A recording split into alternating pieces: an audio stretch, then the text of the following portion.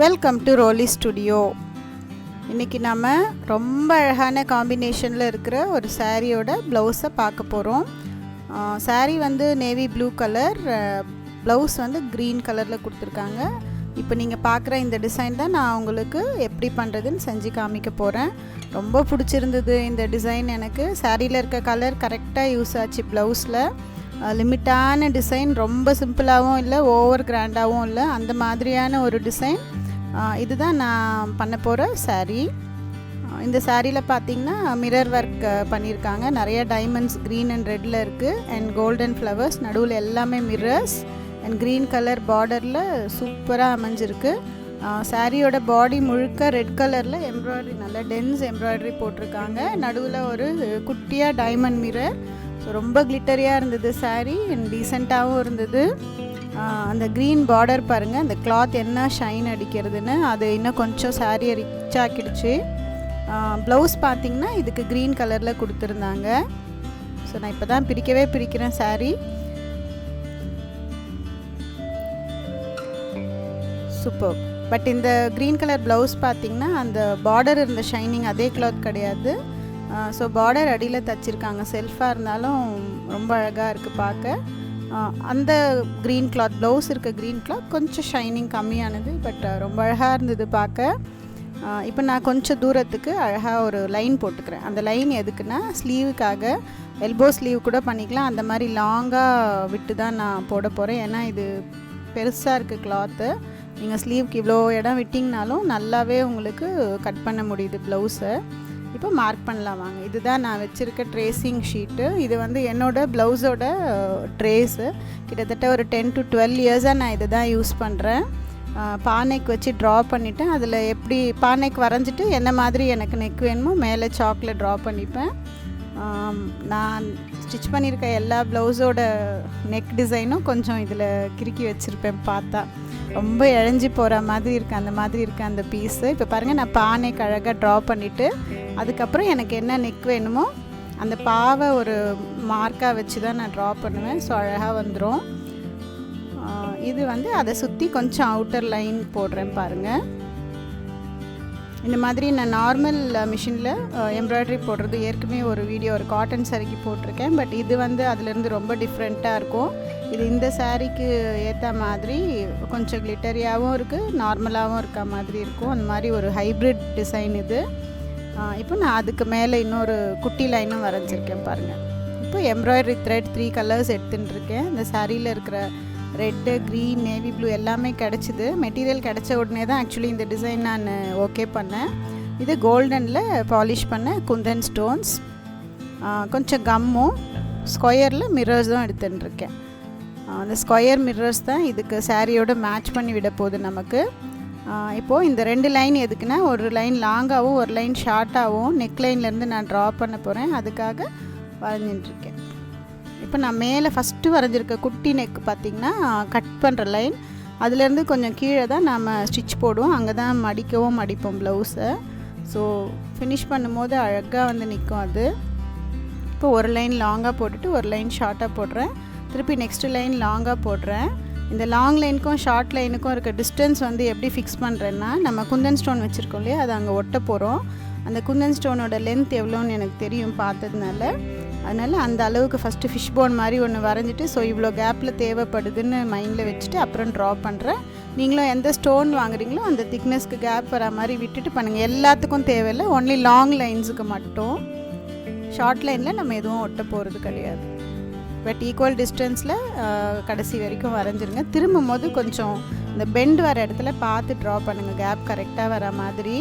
சாக்கில் போடுறேன் நான். ஸோ திருப்பி அழிச்சிக்கலாம். இது உள்பக்கமான துணி, வெளிப்பக்கத்தில் நம்ம போட போகிறதில்ல. அதனால் க்ரையானில் போட்டிங்கனாலுமே ஒன்றும் பெரிய பிரச்சனை வராது. நான் இது உள்ளே இருக்க குட்டி லைன்ஸ் க்ரையானில் போட்டேன், பட் அந்த நெக் லைன்லாம் சாக்கில் தான் போட்டேன். இப்போது நேவி ப்ளூ எம்ப்ராய்டரி த்ரெட் எடுத்துக்கிட்டு அதை நம்ம நார்மல் மிஷினில் யூஸ் பண்ணுற பாபினில் நல்லா டைட்டாக சுற்றுறேன். டைட்டாக சுற்றுனிங்கன்னா இந்த எம்ப்ராய்டரி ரொம்ப அழகாக வரும். ஸோ ஃபுல் பண்டில் அதில் சுற்றி முடிச்சிட்டேன் நான். இப்போது மிஷினில் யூஸ் பண்ணுற நூல் பார்த்திங்கன்னா மேல் பக்கமாக வைக்க போகிற நூல் சேம் நேவி ப்ளூ கலர்லேயும் பாபின்லேயும் நேவி ப்ளூ கலர்லேயும் எம்ப்ராய்டரி த்ரெட் எடுத்துட்டுருக்கேன் நான். பாபினில் எம்ப்ராய்டரி த்ரெட், மிஷினில் மேலே நார்மல் த்ரெட். ஸோ இப்போ பாபின் இழுத்து பாருங்கள், நூல் நல்லா போட்டுட்டு டைட்டாக நல்லா வந்து இது இழுக்கிறதுக்கு ஈஸியாக இருக்குது அப்படின்னா, அந்த டென்சைல் ஸ்ட்ரென்த்தும் நல்லா இருக்குது அப்படின்னாக்கா நீங்கள் வந்து அப்படியே யூஸ் பண்ணலாம். இல்லை கொஞ்சம் உங்களுக்கு தடுக்கிற மாதிரி இருக்குங்க, கொஞ்சம் எடுத்து பாபினில் இருக்க நூல் கொஞ்சம் எடுத்துகிட்டு கட் பண்ணிவிட்டு திருப்பியும் போடுங்க. இப்போது நம்ம வரைஞ்ச லாங் லைன் மேலேயே அழகாக மிஷினில் தைச்சிட்டே வரோம் நம்ம. ஸோ ஃபஸ்ட்டு ஸ்டார்ட் பண்ணி ஒரு லைன் போட்டுட்டு அது மேலேயே இன்னொரு லைன் போடலாம் நம்ம. ஆக்சுவலி நான் இது ஸ்டார்ட் பண்ணதில் கொஞ்சம் சின்ன மிஸ்டேக் ஆகிடுச்சு. உள் பக்கம் இருந்து வெளிப்பக்கம் ஸ்டார்ட் பண்ணி திருப்பி ரிட்டர்ன் வரணும். ஸோ நான் இப்போ செகண்ட் ஸ்டிச்சில் உங்களுக்கு கரெக்டாக பண்ணி காமிக்கிறேன். ஸோ இங்கே தான் நீங்கள் ஆக்சுவலி ஸ்டார்ட் பண்ணணும், இந்த மாதிரி தான். ஸோ ப்ளவுஸோட நம்ம கட் பண்ணுற இடத்துலேருந்து ஷோல்டர் பக்கமாக லைன் இப்போ நான் இழுக்கிறேன்.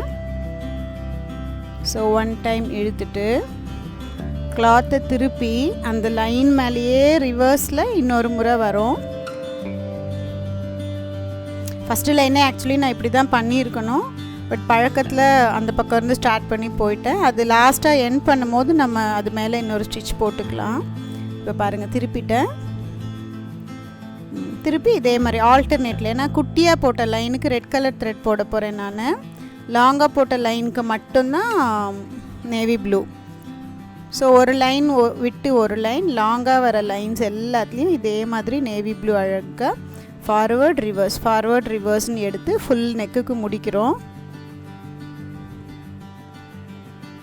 ஸோ ஈஸியான டிசைன் இது. நீங்கள் மேலே ஈவனாக இருக்கணும்னு அவசியம் இல்லை, கட்டிங் அங்கே பண்ண போகிறோம். ஸோ ஃபோல்ட் பண்ணி தைச்சதும் அது ஈவனாக மாறிக்கும். இப்போது ரெட் கலர் த்ரெட் போடலாம் வாங்க. பாருங்கள், திருப்பிட்டு இவ்வளோ நல்லாயிருக்கு. ரெட் கலர் த்ரெட் பாபினில் அதே மாதிரி டைட்டாக சுற்றிட்டு சேம் பேட்டர்ன் எப்படி நம்ம பண்ணமோ முன்னே அதே மாதிரி, பட் அது இந்த நேவி ப்ளூ த்ரெட் மேலே இருந்தது பாருங்கள் மிஷினில், அதை எடுத்துகிட்டு ரெட் கலர் நூறு மாற்றிக்கலாம். இப்போ பாபின் போட்டுட்டு அதே மாதிரி இழுத்து பார்த்துக்கோங்க, நல்லா டென்ஸாக இருக்கான்னு பார்த்துக்கோங்க. த்ரெட்டு இருந்ததுன்னா உங்களுக்கு டிசைன் அழகாக வரும்னு அர்த்தம்.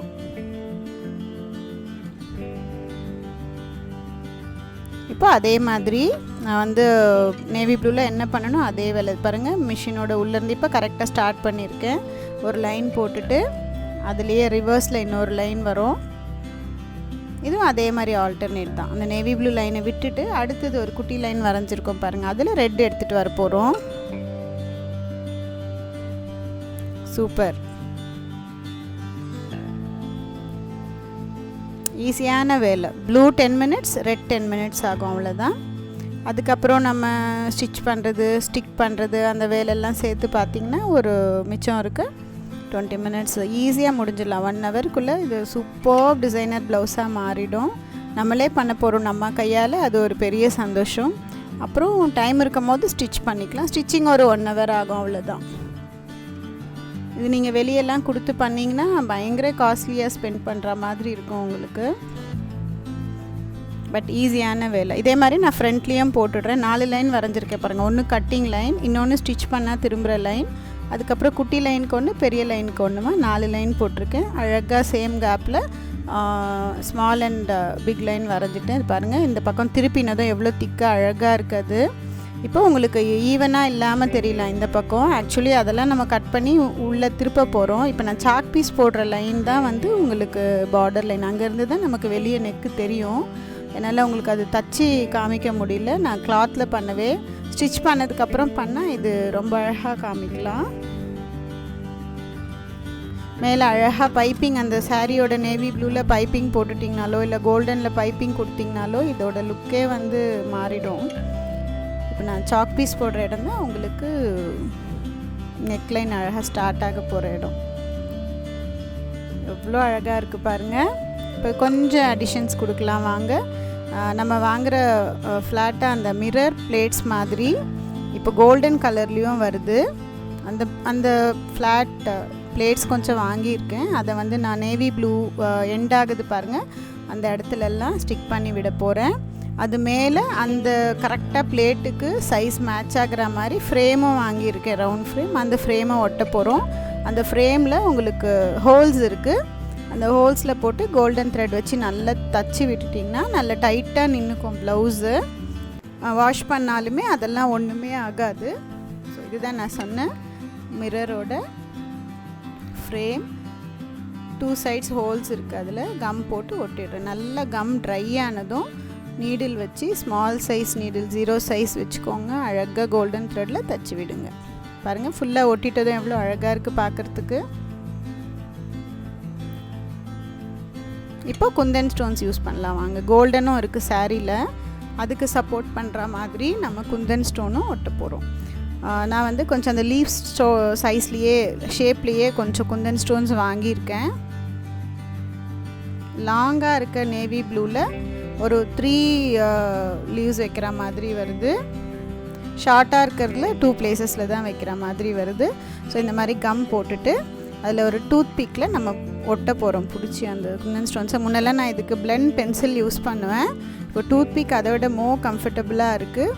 ஸோ லைட்டாக கம் தொட்டுட்டு அதை கையில் கொஞ்சம் தொடச்சி விட்டுட்டிங்கன்னா அதில் கம் இருக்கா மாதிரியும் இருக்கும், இல்லாத மாதிரியும் இருக்கும். அந்த ஸ்டேட்டஸில் அழகாக தொட்டிங்கன்னா குந்தன் ஸ்டோன் அதில் ஒட்டிக்கும். அந்த ஒட்டின ஸ்டோனை தூக்கி நம்ம நிறையா கம் இருக்க இடத்துல வச்சிங்கன்னா அது அந்த கிளாத்தில் ஒட்டிக்கிட்டு ஸ்டிக்லேருந்து ஈஸியாக வெளியே வந்துடும். இது ஒரு மேஜிக். ஆக்சுவலி இது மேஜிக் இல்லை, இதுக்கு பின்னாடி சயின்ஸ் இருக்குது. பாருங்கள் எவ்வளோ ஈஸியாக ஒட்டுறேன். இது நீங்கள் ஃபிங்கர்ஸில் எடுத்து அந்த இடத்துலலாம் ஒட்டினீங்கன்னா இது ஒரு ரொம்ப கஷ்டமான விஷயம். கையெல்லாம் ஒட்டிடும் கம். அது மட்டும் இல்லை, சாரியோட வேறு பிளேசஸில், ப்ளவுஸில் வேறு பிளேசஸ்லலாம் நம்ம ஒட்டிட்டு கொஞ்சம் அசிங்கமாக ஆக்கிடுவோம். So use this toothpick technique. இது வந்து ஃப்ளாட்டாக இருக்க கோல்டன் பீட்ஸ். நல்லா ஃப்ளாட்டாக இருக்கிறதுனால ஒட்டுறது ஈஸி. நம்ம ரெட் கலர் அப்ரப்டாக இருக்குது எண்ட், அதில் எதுவுமே இல்லை ஹேங்கிங் மாதிரி. லீவ்ஸை நம்ம ஏற்கனவே இங்கே யூஸ் பண்ணிட்டோம். அதையே இதில் ஒட்டினோன்னா ரொம்ப க்ளம்ஸாக தெரியும். ஸோ குட்டியாக டீசெண்டான ஒரு சைஸில் இருக்கிற ஃப்ளாட்டாக இருக்கிற கோல்டன் பீட் அதில் ஒட்டுறோம். ரொம்ப அழகாக இருக்குது பாருங்கள் இப்பயே. பட் நம்ம விட மாட்டோம் இதோட. எப்போவும் மாதிரி ஒரு ஃபில்லிங் பண்ணிடலாம். ரொம்ப மெஷர்மெண்ட்ஸ் இல்லை, அப்படியே எங்கெங்கே தோணுதோ ரேண்டமாக கொஞ்சம் ஈக்குவல் டிஸ்டன்ஸ் இருக்கா மாதிரி வச்சுருங்க. அங்கெல்லாம் சேம் டூத் பிக் யூஸ் பண்ணி இந்த ஃப்ளாட் பீட்ஸை ஃபாஸ்ட்டாக ஒட்டி விட்டுறோம், ட்ரை பண்ண விட்டுடுறோம். ஸோ ஒன்றா அப்பப்போ பண்ணாதீங்க. ஒரே டைம்லேயே இந்த ஃப்ளாட் பீட், ரிங்கு, அந்த மிரர் பிளேட், குந்தன் ஸ்டோன் எல்லாம் சேர்ந்து ட்ரை ஆகிக்கிட்டோம். இப்போ பாருங்கள் நான் சொன்னேன் இல்லையா, அதில் ஹோல்ஸ் இருக்கும் அந்த ஃப்ரேம்லன்னு. அந்த ஹோல்ஸில் கோல்டன் பாருங்கள் அழகாக ஹோல்ஸ்குள்ளே போகுது. கோல்டன் த்ரெட்லேயே வச்சு அதை ஸ்டிச் பண்ணிடுறேன். கொஞ்சம் த்ரெட் கலர் மேட்ச் ஆகிற மாதிரி இருக்கட்டும், வெளியே தெரியாமல் இருக்கும். இதில் பியூட்டி என்னென்னா, மிரர் அந்த ஃப்ரேம் மேலே நூல் வரவே வராது, ஃப்ரேம்குள்ளவே போயிடும் நூல். அழகாக நீங்கள் நூல் போட்டிருக்கீங்கன்னு கூட தெரியாது, அந்த மாதிரி ஃபிக்ஸ் ஆகும். இது ஃபினிஷ் பண்ண டிசைன் என்ன அழகாக இருக்குது பாருங்கள். கிராண்டாக இருக்க மாதிரியும் இருக்குது, சிம்பிளான டிசைன் மாதிரியும் இருக்குது. சாரீக்கு ரொம்ப அழகாக மேட்சாக இருக்குது. இப்போது நல்ல சன்ரைஸ் அப்படியே சுற்றி பரவி வர மாதிரி இருக்குது பாருங்கள். இதே மாதிரி நான் ஃப்ரண்ட்டுக்கும் பண்ணியிருக்கேன். இது ஃப்ரண்ட்டுக்கு லீவ்ஸ் எல்லாம் போடல, அந்த குந்தன் ஸ்டோன்ஸ் ஓட்டில் குட்டி பீட்ஸ் மட்டும் ஒட்டி ஃபினிஷ் பண்ணிவிட்டேன். ஒரு குட்டி லைன், ஒரு பெரிய லைன் போட்டு அந்த சாக் பீஸ் இருக்க லைனில் தான் நம்ம மடிக்க போகிறோம் நெக்கை. அது மடித்து காமிச்சா உங்களுக்கு இன்னும் அழகாக தெரியும். பட் இது அன்ஸ்டிச் ப்ளவுஸுங்கிறதுனால நான் உங்களுக்கு அப்படியே காமிக்கிறேன். என்ன அழகாக இருக்குது பாருங்களேன். ரொம்ப பிடிச்சிருக்கு எனக்கு இந்த டிசைன். பிடிச்சிருக்கிறத விட சாரீக்கு பர்ஃபெக்டாக மேட்ச் ஆகிருக்கு. இது பாருங்கள், இந்த ஃபோட்டோ ரொம்ப அழகாக இருக்குல்ல. எஸ், கலர் ரொம்ப அழகாக மேட்ச் ஆகிருக்கு. காம்பினேஷன் அவ்வளோ அழகாக இருக்குது. நீங்கள் இந்த மாதிரி கரெக்டான சாரீ கிடைக்கும் போது இந்த மாதிரி டிசைனை பிளான் பண்ணுங்கள். சந்தோஷமாக இருங்க. தேங்க்ஸ் ஃபார் வாட்சிங் மை வீடியோஸ். Bye bye.